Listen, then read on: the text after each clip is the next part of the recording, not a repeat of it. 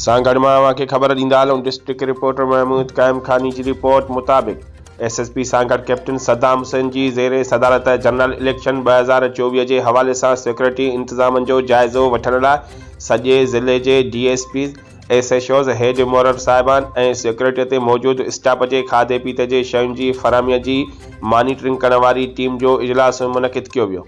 SSP Sanghar captain Saddam Hussain अॼु ताईं जी कारकर्दगीअ ते इत्मीनान जो इज़हार कयो ऐं उन ॻाल्हि जी उमेद ज़ाहिर कई त पोलिंग जे ॾींहं ते कम जे मयार खे ईअं ई बरक़रार रखियो वेंदो। इजलास में सिक्योरिटी इंतज़ामनि, नफ़रीअ जी तैनाती, रिहाइश, खाधे पीते जो बंदोबस्त, पोलिंग स्टाफ जी हिफ़ाज़त ऐं पोलिंग जे सामान जी हिफ़ाज़त खे यकीनी बणाइण लाइ इंतज़ामनि खे आख़िरी शिकिल ॾिनी वई आहे। उन मौक़े ते SSP सांगड़ ज़िम्मेवारियूं बहितर नमूने अदा करण जूं हिदायतूं ॾिनियूं।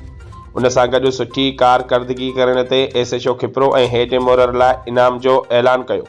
SSP सांगड़ ख़िताब कंदे चयो त इलेक्शन जे मौक़े ते अवाम जी जान माल जी हिफ़ाज़त, अमन अमान खे बरक़रार रखणु, पोलिंग स्टाफ जी सिक्योरिटी ऐं पोलिंग मटीरियल जी हिफ़ाज़त पुलिस जी पहिरीं ज़िम्मेवारी आहे।